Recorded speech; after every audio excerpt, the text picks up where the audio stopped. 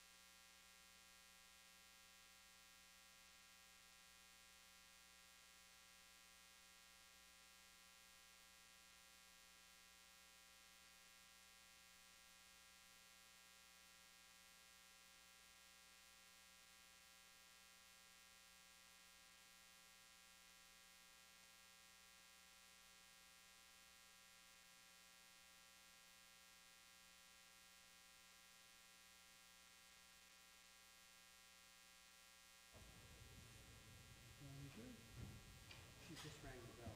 Yeah.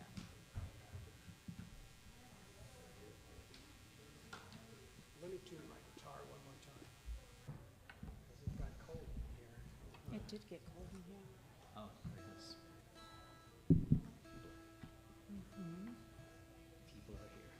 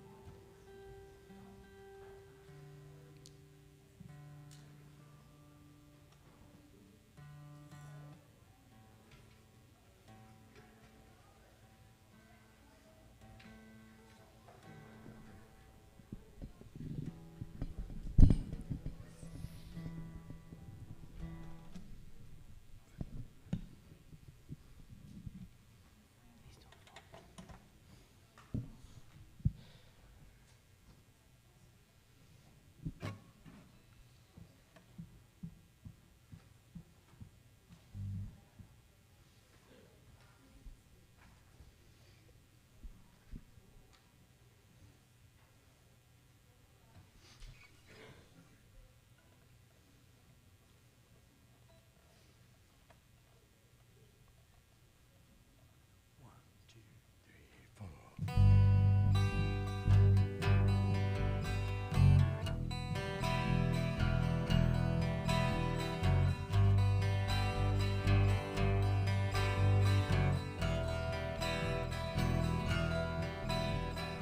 Long as I remember, the rain been coming down, clouds of mystery pouring, confusion on the ground.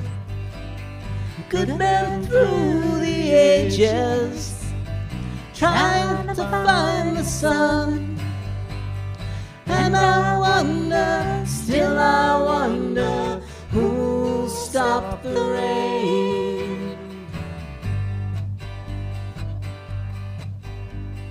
I went down Virginia, seeking shelter from the storm. Caught up in the fable, I watched the tower grow. 5-year plans and new deals, wrapped in golden chains. And I wonder, still I wonder, who'll stop the rain?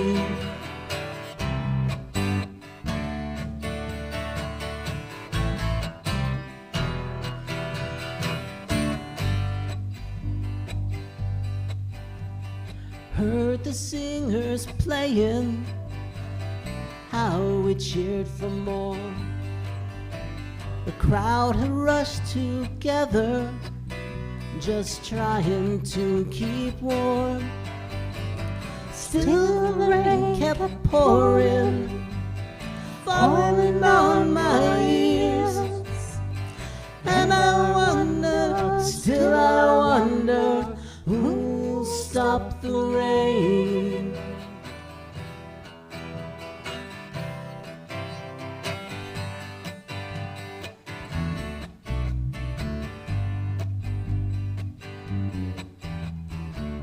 Someone told me long ago, there's a calm before the storm. I know, and it's been coming for some time. When it's over, so they say, it'll rain a sunny day. I know, shining down like water. I wanna know, have you ever seen the rain? I wanna know, have you ever seen the rain? Coming down on a sunny day.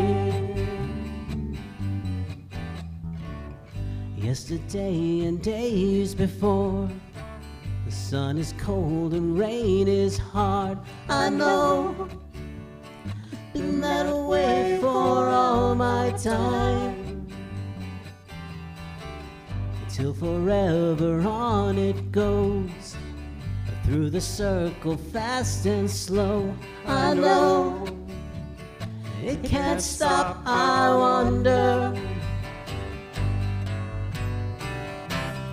I wanna know, have you ever seen the rain? I wanna know, have you ever seen the rain? Coming down on a sunny day. I wanna know, have you ever seen the rain?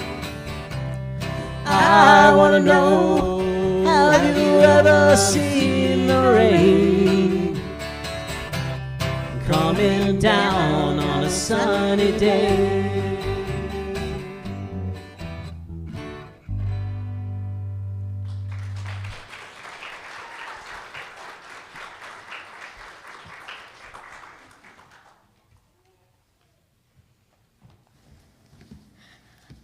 Good morning and welcome to Live Oak.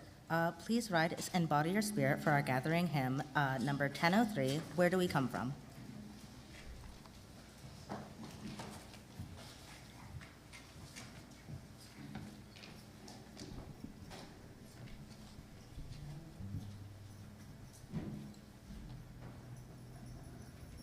Oh, we got the words up there. Okay.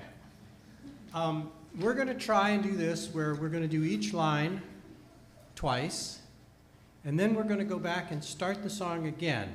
And we'll invite you to start wherever you like, or start with us at the top. And when you come to one you like, you can stay with it. And we're going to go all the way through and finish it, but that way we'll get the whole mix of everybody being in various places. So, does that work? Now, what do we say?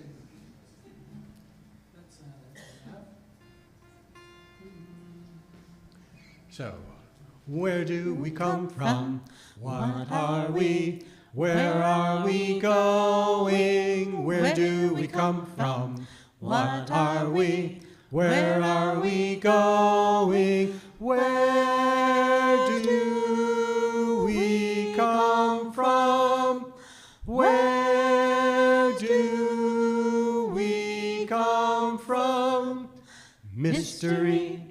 mystery. Life is a riddle and a mystery. Mystery, mystery. Life is a riddle and a mystery. Where do we come from? Where are we going? Where do we come from? Where are we going? Where do we come from? What are we? Where are we going? Where do we come from? What are we? Where are we going? Where do we come from? What are we? Where are we going? Where do we come from? What are we? Where are we going? Where do we come Mystery. from? Life is a riddle and a mystery. Mystery, mystery. This is a riddle and a mystery. Where do we come from? Where are we going? Where do we come from? Where are we going? Yay! He got somewhere. And if this is your first time at Live Oak, you should know that one of the cultural things around this congregation that we fully believe in is we are always in beta. And we appreciate you being willing to take the challenge and the experiment. Good morning and welcome, beloved community. I'm Reverend Joanna. In this sacred space, we gather as one, celebrating the tapestry of our diversity, honoring the boundless love that unites us all. Live Oak Unitarian Universalist Church is unambiguously, unapologetically progressive, and our doors swing wide to embrace all who seek a welcoming place, where we celebrate the LGBTQIA+ community, where we know that every identity is a divine expression of humanity, where we commit to the work of dismantling systemic racism and other oppressions, striving for a world where equity, compassion, and justice are the cornerstones of our shared existence. May our worship today be a source of inspiration, a wellspring of courage, and a call to action. Welcome, dear friends, to this place of love, acceptance, and progress. And I see that we already are passing out some index cards. I will be explaining in just a few minutes what those are for.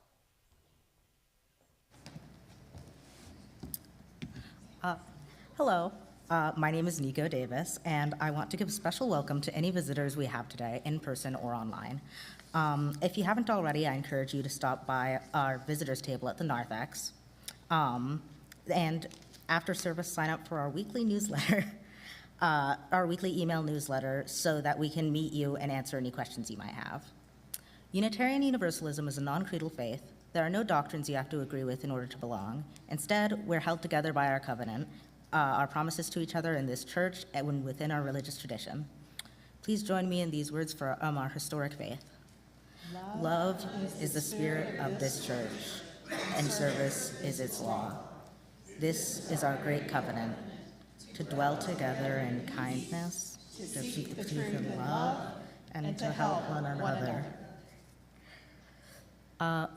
We unite with UU churches around the world by lighting our flaming chalice, the symbol of our religion.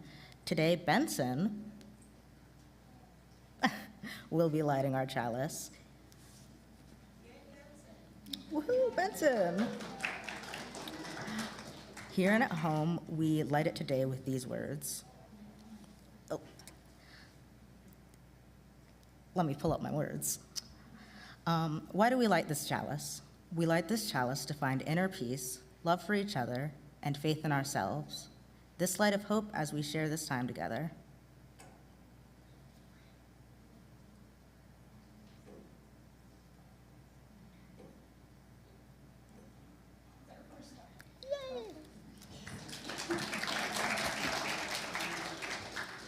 The very prolific author, Anonymous, wrote, "Unanswered questions are far less dangerous than unquestioned answers." For Unitarian Universalists, asking questions comes with the territory.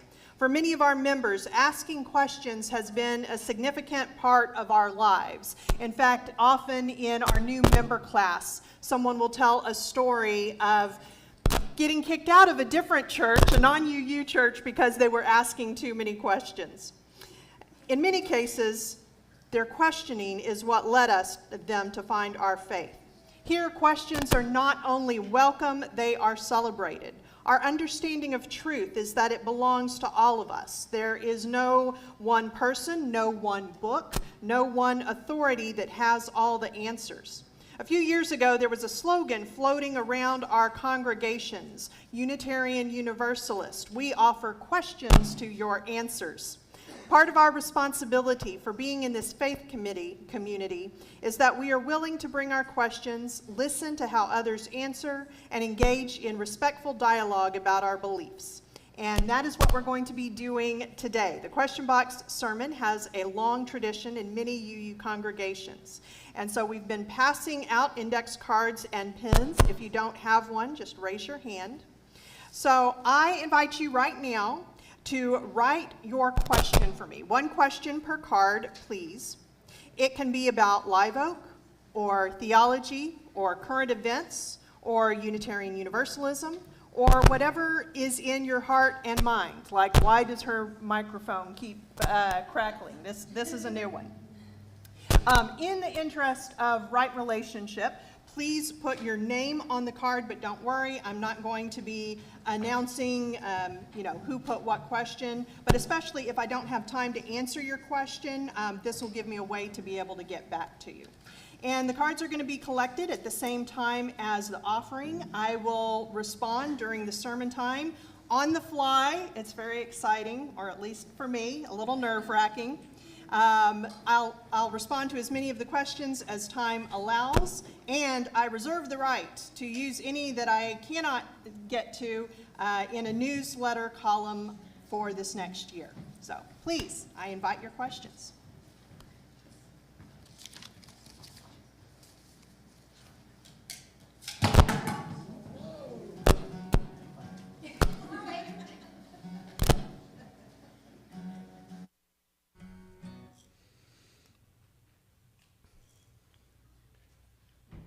In keeping with the questions theme, we're going to be asking a lot of questions musically. So here's one.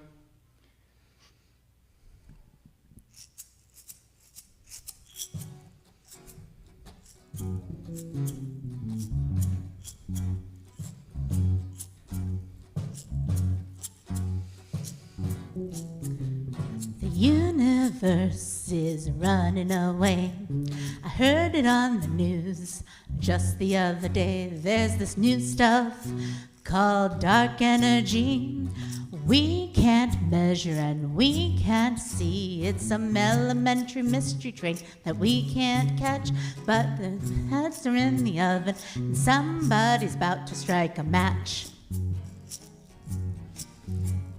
Meanwhile, back on this big round ball, things are getting serious as cholesterol, permutations, calculations, greedy piggies at the trough, arrogance and ignorance just to top it off. I can't keep up with the NASDAQ, who got sold and who got bought, but I got to take my lunch break. I'll leave you with some little food for thought.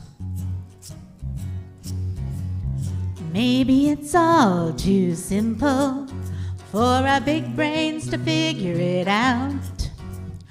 What if the hokey pokey is really what it's all about?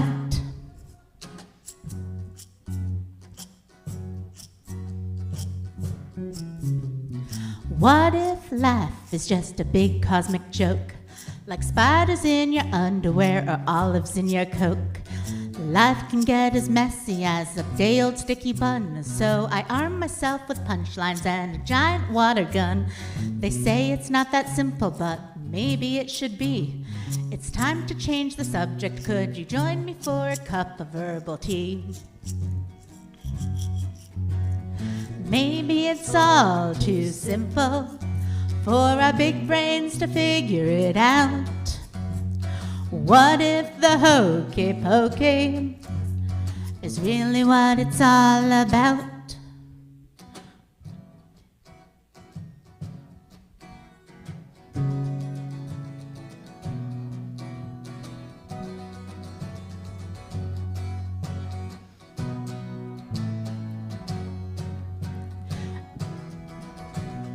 I still believe in rock and roll. It pays my bills and it soothes my soul. There really, really isn't a whole lot more around except for BTS and that K-pop sound. I want music in my music. I want mushrooms in my soup. I want caffeine in my system. Let's revive the hula hoop. Maybe it's all too simple for our big brains to figure it out. What if the hokey pokey is really what it's all about? You put your hand in, you take your hand out, you put your mind in, and you shake it all about. You've only got two options, having fun or freaking out. That's what it's all about. You put your left fin in, you take your right fin out, you put your plastic ass in, and you shake it all about. You've only got three wishes, 3 strikes and you're out. That's what it's all about. That's what it's all about. And that's what it's all about.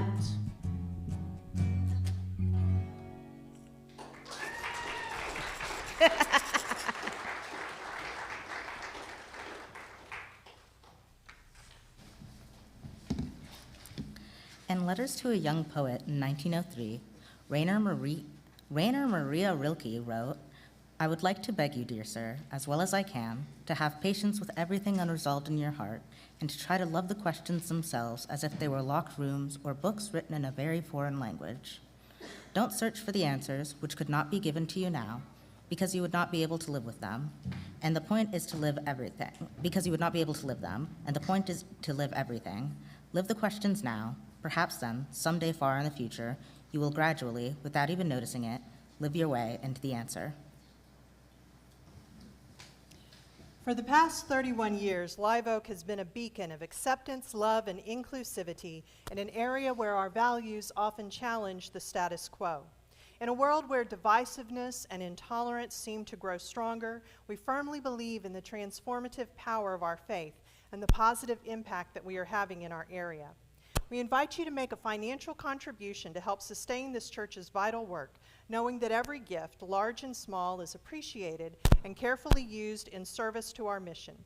And if you would like to donate electronically, there is a card with a QR code in the seat back pockets. It's also there.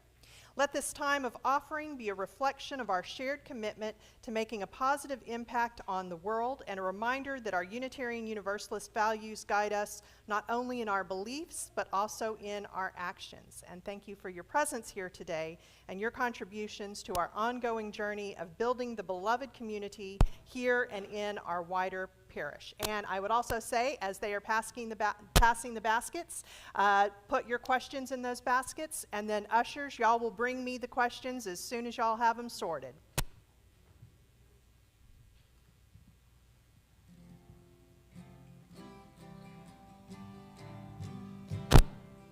We'll build a land where we bind up the broken. We'll build a land where the captives go free, where the oil of gladness dissolves all mourning. Oh, we'll build a promised land that can be.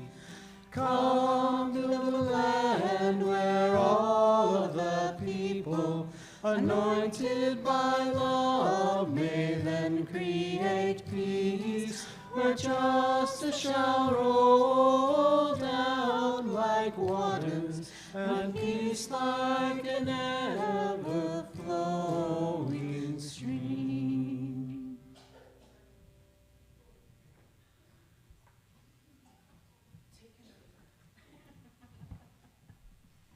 Hi, I'm Chris. I am your director of, what am I the director of? Lifespan Faith Development. There you go. I have a thing we're going to do this morning, and I have a couple of people that are going to volunteer to help me to start with. But guess what? We're all going to do it together. So if Benson and Finley want to come on down. Yay! Thank you. Thank you. Very good. I'm going to show you what we're going to do, and then you're going to help show all the other people, okay? So I have a question also. It's Question Box Sunday. My question is, do you let the light shine in? And we go like this. We put our hands up in the air, and we bring them into our chest. Do we let the light shine in? Yeah, just like that. And then do we let the light shine out? Go this way. Yay! Do we shine? Do we really shine? Do we dance? Ready? Do we dance with the light? Does the light dance with you? Do you shine? Really shine? Yay! All right, cool. Now what we're going to do, here's the good part. Ready? We're going to ask everybody in here if they're willing and able to stand, if you're comfortable in doing so. Now, how about you two stand right down there so everybody can see you? Are you ready? Now we're going to practice again. Everybody gets to practice. Are you ready? Do you let the light shine in? Do you let the light shine out? Do you shine? Really shine? Ooh, Jess, you're doing a great job. Why don't you come up here and help us? Do you dance with the light? Does the light dance with you? Ooh, who else wants to come up and help? Anybody else want to come up? Come on, one more person. We got someone. I see a Jess. Oh, yes. Come on up, Mr. Logan. Do you shine? Really shine? All right, so here's my question. So we've got our hands up here and we're bringing them in, right? Does the light shine in you? What does that mean? Do you bring the light in? Do you bring the light in? What does that mean? What do you think that means? Any thoughts? What does it mean to bring the light in? For some people, it might mean bringing in, being open and bringing in the wonder and awe of the universe, the mystery. For some people, it may be God, it may be spirit. It could be the sun. Do you know when the sun shines on you that you absorb the photons of the sun, just like the trees and the leaves, that it becomes part of you? And then my question is, do you let it shine out? Do you let it shine out with compassion? Yeah. Let's sing a song. Are you ready? Ooh, shake it in. Get it all ready. All right, you ready? It's going to be a call and response. I'll go first. No judgments. And you go second. Are you ready? Do you let the light in? Do you let the light out? Do you shine? Really shine? Do you dance with the light? Does the light dance with you? Do you shine? Really shine? Ooh, I think you've got it. All right, let's go.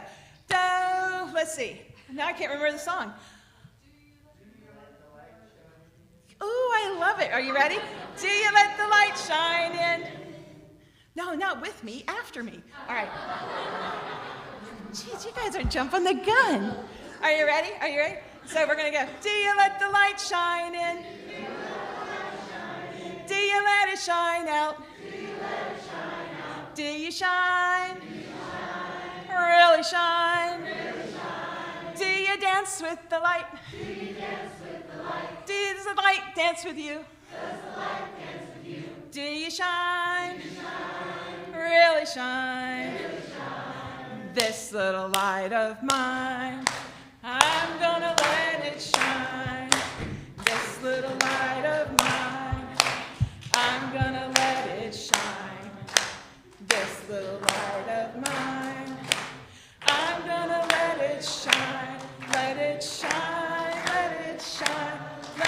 it shine. Do you let the light in? Do you let the light in? Do you let the light out? Do you let the light out?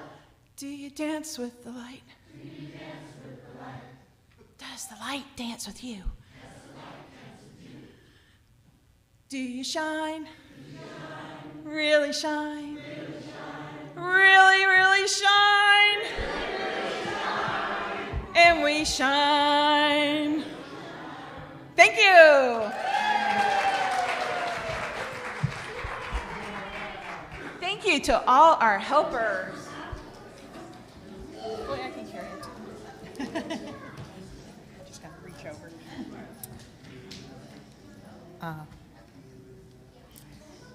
Please rise as you are willing and able for hymn number 1053, How Could Anyone Ever Tell You?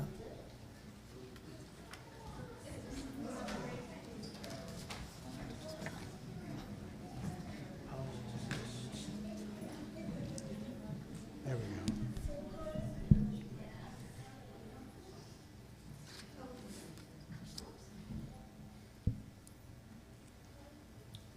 How could anyone ever tell you you were anything less than beautiful? How could anyone ever tell you you were less than whole? How could anyone fail to notice that your loving is a miracle? How deeply you're connected to my soul. How could anyone ever tell you you were anything less than beautiful? How could anyone ever tell you you were less than whole? How could anyone fail to notice that your loving is a miracle? How deeply you're connected to my soul.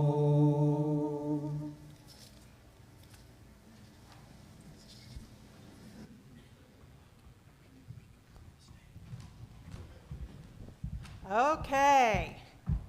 You know, y'all don't make this easy. Where are some ones like, what's your favorite color? Okay, so let's get into it. Well, this one, okay. What does that mean?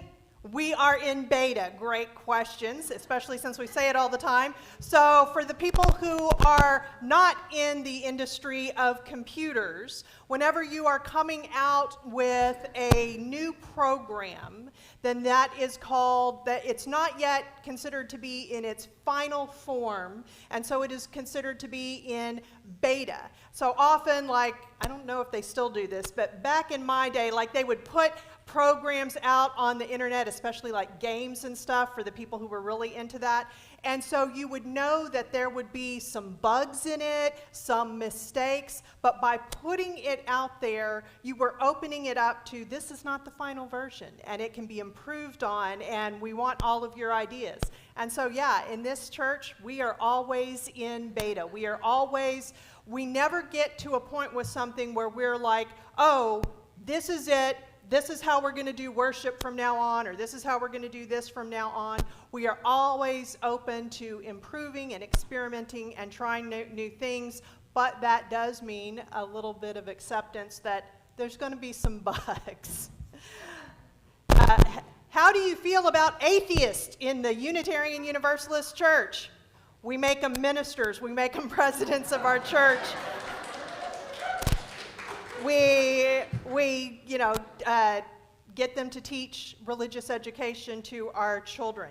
So the humanist movement, which came about as an organized movement in the 1940s, there were many Unitarians and Universalists, because we did not combine until 1961, but they were involved in that, and humanism had a significant effect on Unitarian Universalism. In my opinion, we swing a little too far one way, because when I was growing up, if you wanted to, if the word God, the idea of a force, was something that registered with you, in a lot of churches, that is not something you would talk about. Like, it was really common that when a minister got up to talk, that there would be someone who counted how many times they said the word God. I feel we are a big tent. And I realize that for some people that might be like, yay, that sounds awesome to me, especially if you grew up in a place where the concept of an all-powerful, all-knowing God was something that was required. But we are a big tent. We have a lot of theological diversity in this congregation and in Unitarian Universalism, and I think that that's a really good thing, because here's the thing.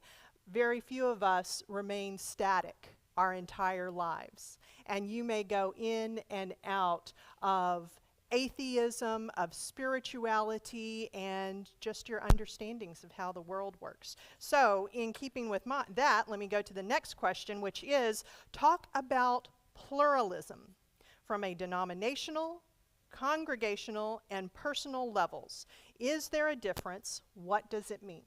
So Unitarian Universalism is a big tent. We are deliberately pluralist. You'll see lots of different religious symbols around our church. We do try to be very responsible about that. Something we talk about here is a free and responsible search for truth and meaning.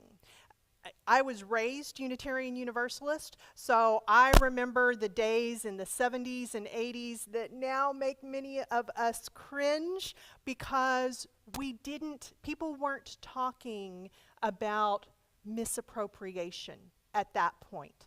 And so we got to own it. We did some really cringe-worthy things, like there would be no one Jewish in the congregation, but we would be having a Passover service.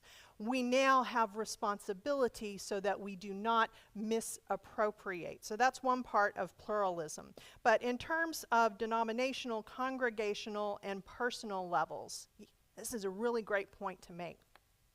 You do not have to, as part of your personal system of belief, you do not have to be a pluralist in that you do not have to draw from all the world's religions. You, in and of yourself, we are tolerant, we are welcoming, we are accepting to the fact that the person who is sitting right next to us in the pews may have really different views than we do, but you don't have to be. You may be firmly an atheist and there is no other force, and that is okay. You may be firmly a Christian, and that is okay. So that is the real difference between personal pluralism and congregational, or our whole association, the pluralism that we find there.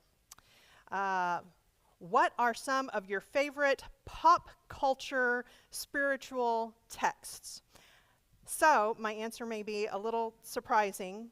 There are two that I've been thinking about recently. You can go find them on the internet right now, and they are both interviews done by GQ magazine.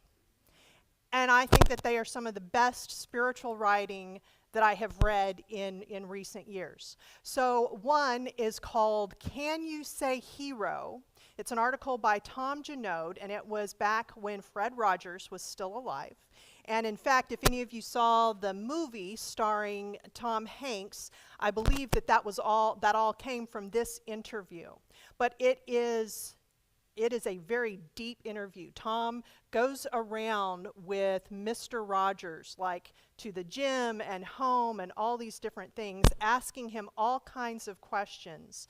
And Mr. Rogers, you may know, was a minister himself. He was a Presbyterian minister. And he gets into not Presbyterian creed or dogma or anything like that, but the beliefs and the spirituality of the man himself. Sorry, I'm not sure what's happening here. And even this thing of him when he was a young man standing on a scale and it said 143. and he took that to mean the letters of I love you.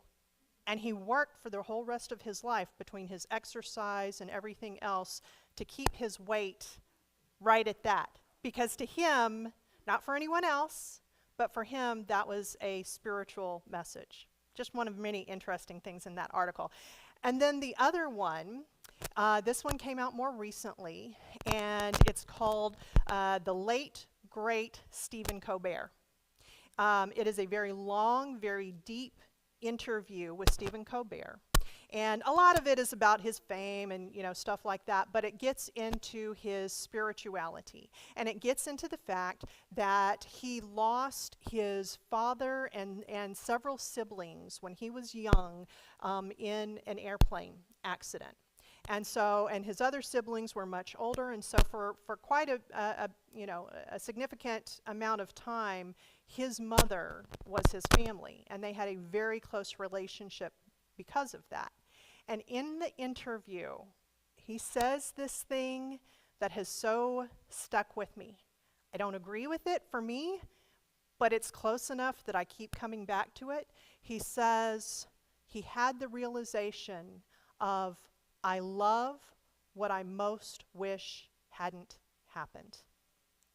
I love what I most wish hadn't happened. And I've talked to other people who have gone through something profoundly hard in their lives, and it has shaped who they are.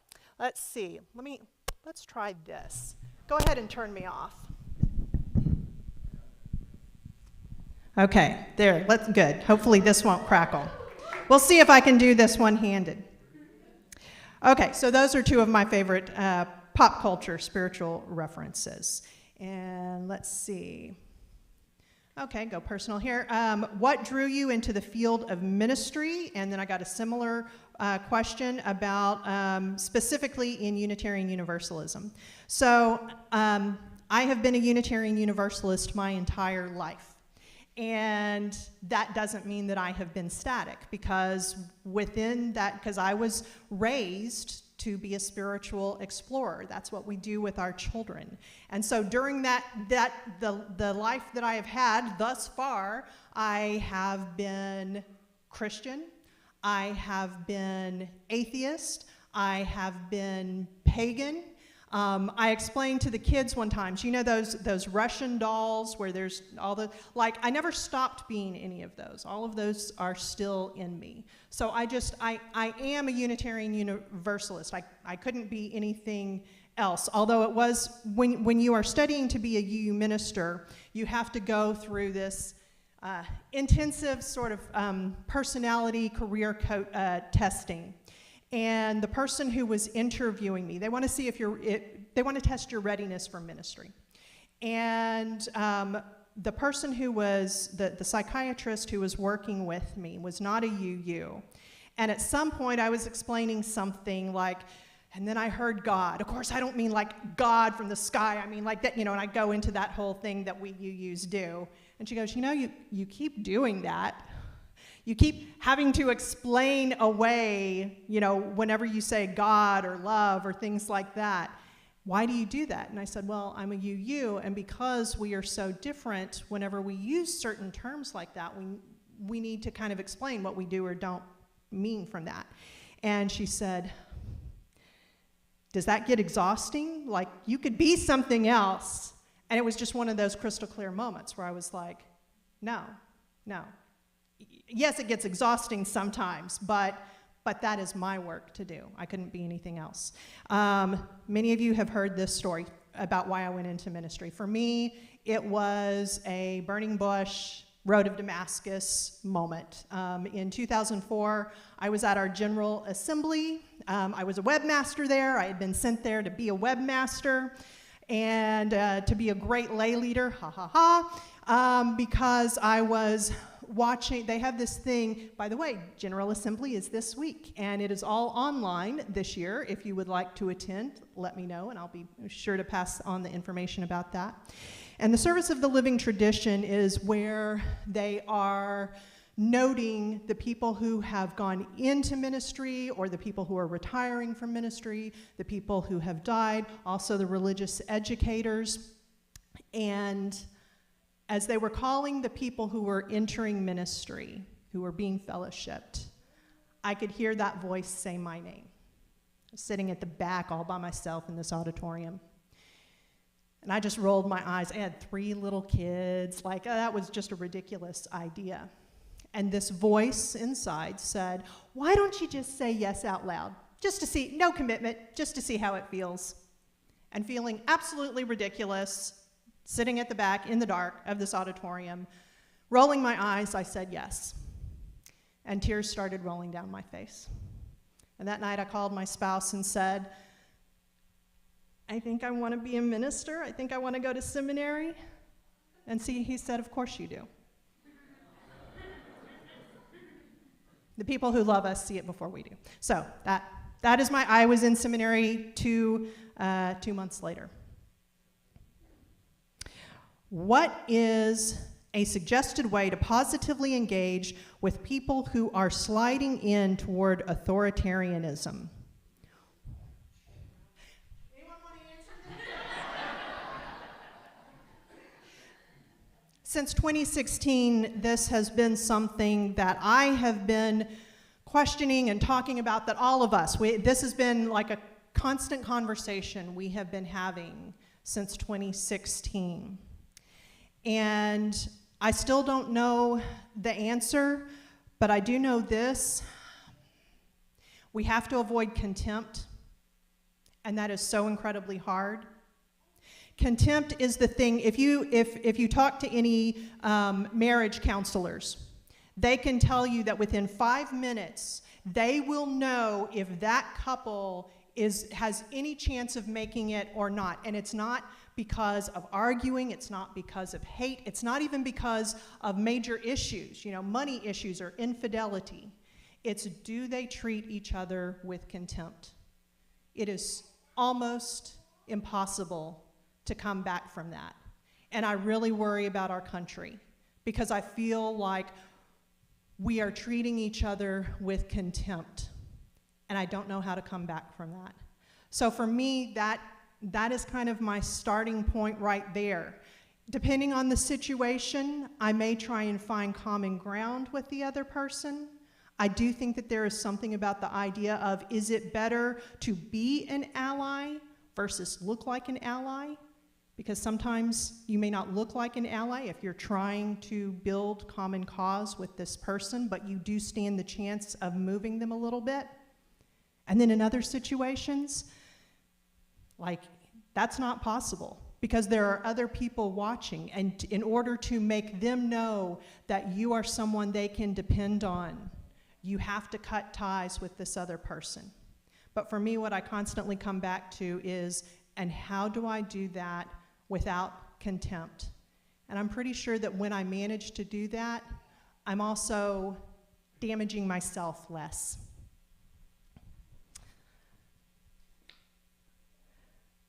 Okay, let's get into death. What's that line from Barbie? Do you ever stop and think about dying? Why are we so afraid of the possibility of non-existence after death? So this is hitting me at a particularly vulnerable time. My sister died rather tragically, get yourself checked for skin cancer, in April, and my mother is 93. I'll just leave it at that. I think the biggest issue with the idea of non-existence after death is not about ourselves, although I think that can be part of it, right? Especially if we enjoy living, we don't want it to end. But I think love is the hardest part. The idea that someone will cease to exist and that we will never see them again is something so incredibly painful that we search for other answers. And something that really affected me years ago when I was a child, my UU minister, Bob Hill, his brother was dying of Lou Gehrig's disease.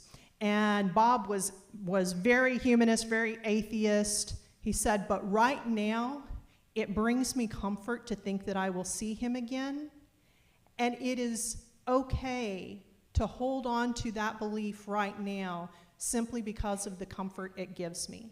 And I feel like sometimes we do need to give ourselves permission to, if there is something that helps you get through the night, if there is something that helps you do what you need to do, it is okay to choose a belief that perhaps your rational, skeptical side still struggles with. On the topic of death, I'm going to read both of these together. Do you think if hell exists that it's like an eternal thing, or rather that finite sins would equal a finite punishment? And then what does Unitarian Universalism say about the afterlife? So we are non-creedal. So Unitarian Universalism is not going to make a blanket statement like this is what does or doesn't happen. But the overwhelming belief that we have is one of what we call common destiny. That whatever it is that happens after this life, it is common to all of us. And that is something that resonates with me, even if I think about the idea that there could be an afterlife. When I look at how we all have such different starting places in life, economically, racially, but more importantly, love. When I was in seminary, I took a class on childhood growth and development. Some of you who are teachers or counselors probably took that same class. And it makes it really clear that in a very non-corny way, the first and chief privilege, it shouldn't be a privilege, but it is, that shapes us, is love. A child who is loved, their brain develops in a certain way. And if they don't have that at that critical age, there are workarounds, but you can never go back to your brain working the same way it does for a child that was loved from the beginning. And if something as basic as that can be so different for so many people, how could there be a final judgment in which some were punished and some were not? And that's my personal belief. Your beliefs may be very different, and in this faith, that is okay. Let's see. Got to watch my time here. Okay. Have we thought about having culturally responsive allyship training required for the whole church? As someone misgendered by 98% of the congregation, it would feel helpful to have folks learn to not do preventable harm. So, there is a program, and if you are interested in helping spearhead this, send me an email or talk to me after the service today. We did this church did this 20 years ago. There's a program called Welcoming Congregation, but it has been updated, and it is recommended that all UU congregations go through this again. So it's kind of welcoming, what's it called? Like Welcoming Congregation Part 2 or, no, it's different. It's part of the Welcoming Congregation. So if you are interested in helping out with that, I think it would be great for all of us, especially, and this is not an excuse, it is, for some of us, there are certain pathways in our brain, and we need some guided work to help reroute those pathways and to learn what is hurtful, what is harmful, and what is affirming. So, talk to me about that.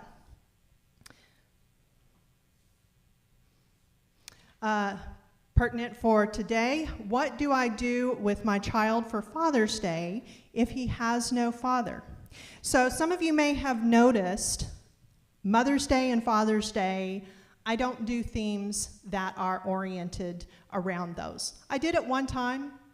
If it ever makes sense again, I may do it again, but I generally don't do that because it is like, I'm not a mathematician, but like it's an exponential amount of complication and hurtful because we have parents, maybe we wanted to be parents, maybe we are outside of the gender binary, or we are a lesbian couple or a gay couple. Like, there's just so much in that.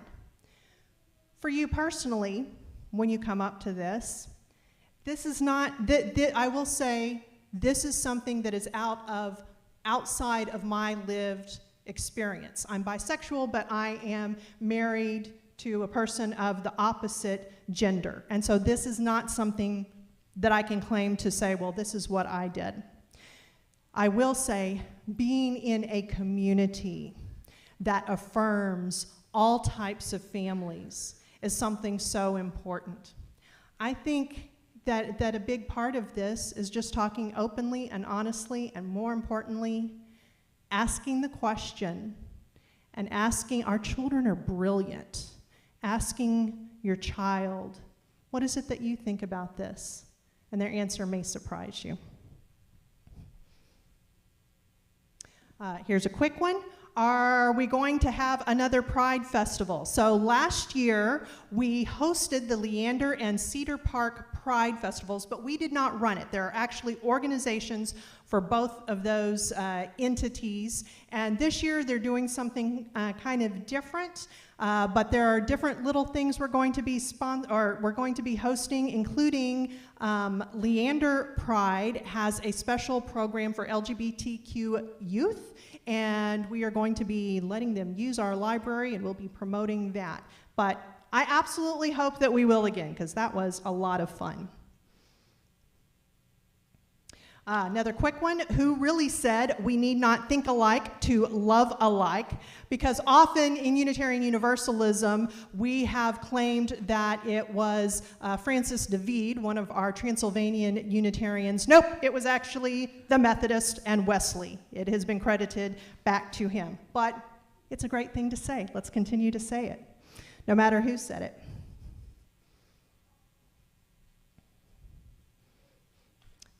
Okay, and since I need to wrap this up, boy, y'all gave me a lot of good questions. Be reading the newsletter. As the joke goes, we have a newsletter? Yes, we do have a newsletter, and your question is probably going to be answered in it. But here's a nice, light question. Why do I exist?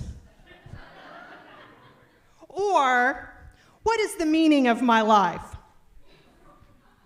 To the person who left that, I'm going to be getting back at you for that one. But actually, this one, and of course, we are a church full of sci-fi nerds, so I know that y'all are just begging to say it. 42, what is the meaning of life? From Hitchhiker's Guide to the Galaxy. I think the best thing that I've ever read about this that resonates the most with me was Viktor Frankl, who said on this question of what is the meaning of life is like asking a chess player, what's the best move? It depends on the game. More importantly, I think it's this. That's an answer that I can't provide. You got to provide it for yourself. Thanks for your questions.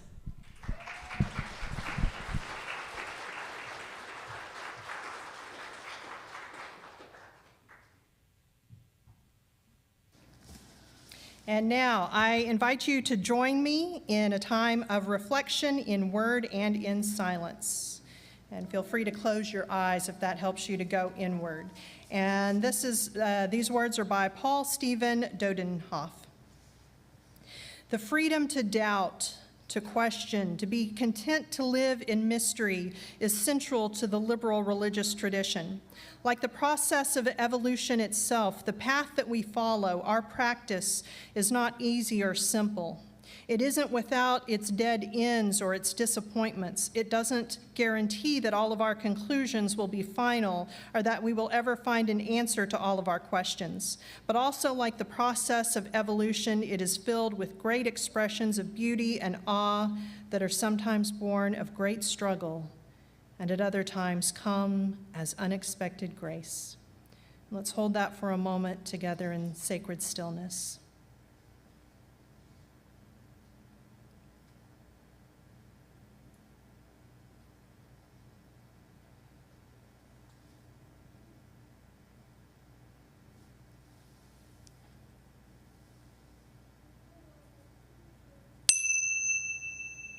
Amen and blessed be.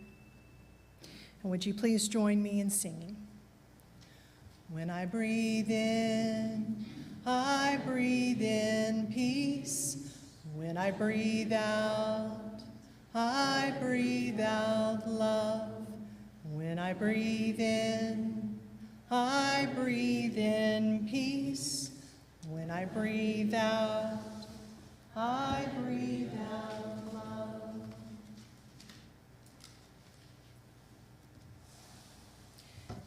This community is a chosen village where our lives are interconnected.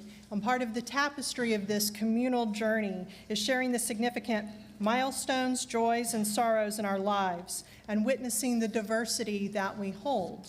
One of us may be celebrating a life event while another is mourning a grief. And there's a beauty in that mosaic as we are reminded that these moments of life are transient and ever-changing. And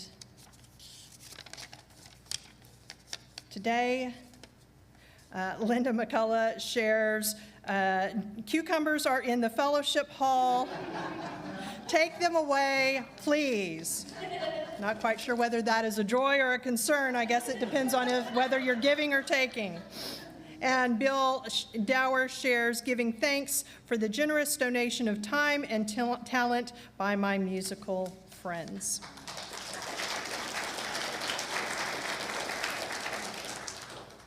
And because of time, we will skip singing that song, but come on up because y'all are about to be doing our sending hymn. As you go out into the world this week, I invite you to open yourself up to more questions and to open yourself up as a child does to the whole idea of what if? What if right now things are actually getting better, even though they can feel so scary? What if there are ways that we really can reach across to people who have such different values than our own, and we can somehow reach them and reach into their hearts? Open your heart to all of the questions that come your way, because this is our way as Unitarian Universalists. And as Henri Frédéric Emile said, life is short. We don't have much time to gladden the hearts of those who walk this way with us. So be swift to love and make haste to be kind. Go in peace.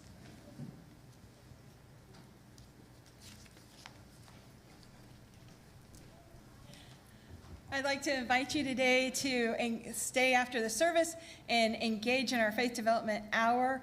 First, our nursery is open until 12:30. For adults, actually for all ages, in the Common Ground building, which is out these doors, and it's the building right over there, we have UU Camp for Everyone. And today we're doing Minute to Win It games. So we invite you to come out and join us. If that's not your jam, out here in the fellowship hall, we have questions on the tables that will help you to go deeper and to share with others at your table the concept of what this service was about today. And I invite you to look at those questions, and even if you don't feel like discussing it with others, to hold them in your heart and have that discussion with yourself. So come have fun. Come play after the service. You're invited. Thank you.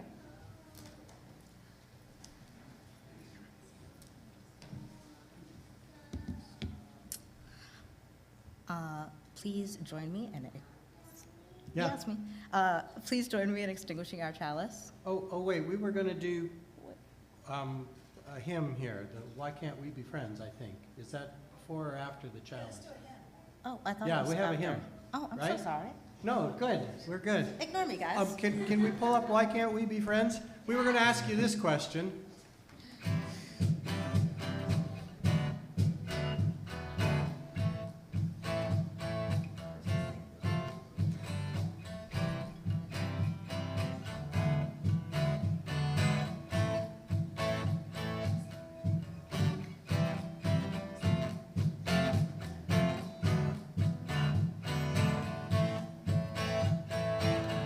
we go.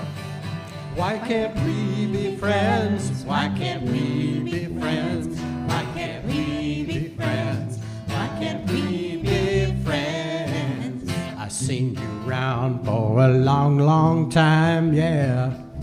I remember when you drank my wine. Why can't we be friends? Why can't we be friends? Why can't we be friends? Why can't we be friends? I seen you walking down in Chinatown. I call you, but you could not look around. Why can't we be friends? Why can't we be friends? Why can't we be friends? Why can't we be friends? I pay my money to the welfare line. I see you standing in it every time. Why can't we be friends? Why can't we be friends? Why can't we be friends? Why can't we be friends? Color of your skin don't matter to me, as long as we can live in harmony. Why can't we be friends? Why can't we be friends? Why can't we be friends? Why can't we be friends? I'd kinda like to be the president. Ow! So I can show you how your money's spent. Why can't we be friends? Why can't we be friends? Why can't we be friends? Why can't we be friends? Sometimes I don't speak right, but yet I know what I'm talking about. Why can't we be friends? Why can't we be friends? Why can't we be friends? Why can't we be friends? I know you're working for the CIA. They wouldn't have you in the mafia. Why can't we be friends? Why can't we be friends? Why can't we be friends? Why can't we be friends?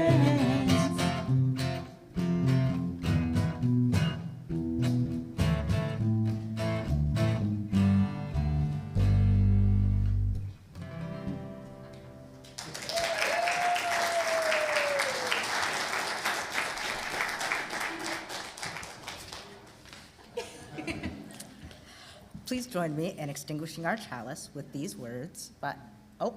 Just me. Okay. No more Benson. No more Benson. By extinguishing our chalice with these words by Unitarian Universalist Wayne Anderson. Take courage, friends. The way is often hard. The path is never clear, and the stakes are very high. Take courage, for deep down, there is another truth. You are not alone. Okay. Done. Oh, you blew it. We should have practice. Let us leave this circle with a renewal in our spirit and a song in our heart, which they just very kindly played for us. So we asked a lot of questions, and we thought maybe in addition to Reverend Joanna providing some answers, we would try and provide an answer. So here's an answer.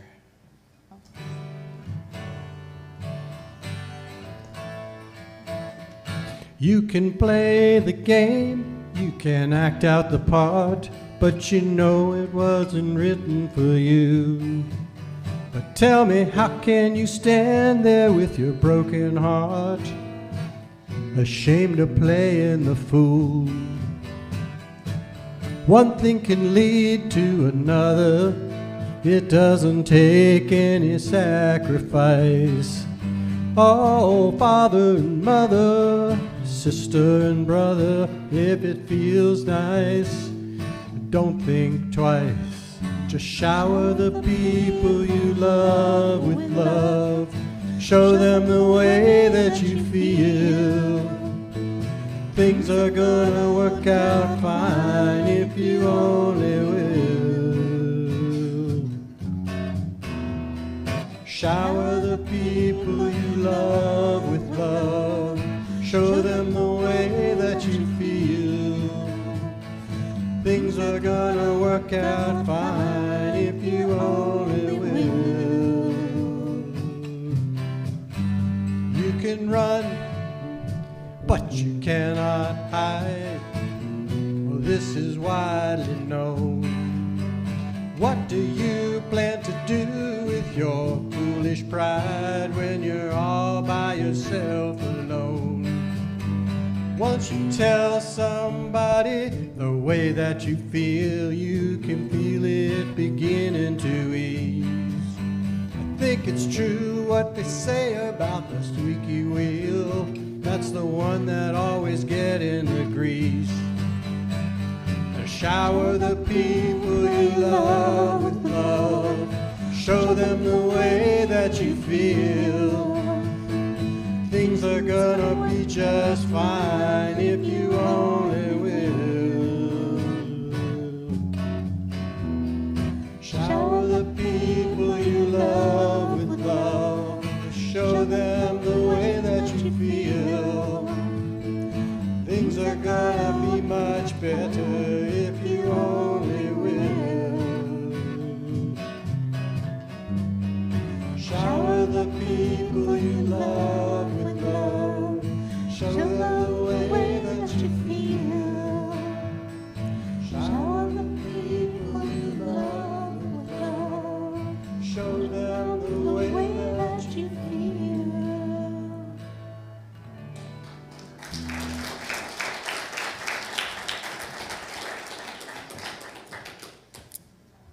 It has been a gift to be together today. Please spend the next 5 minutes talking with someone you don't know well.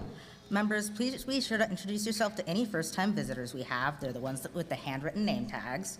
And show them where the visitors table and the coffee are. May we all know the blessings of friendship.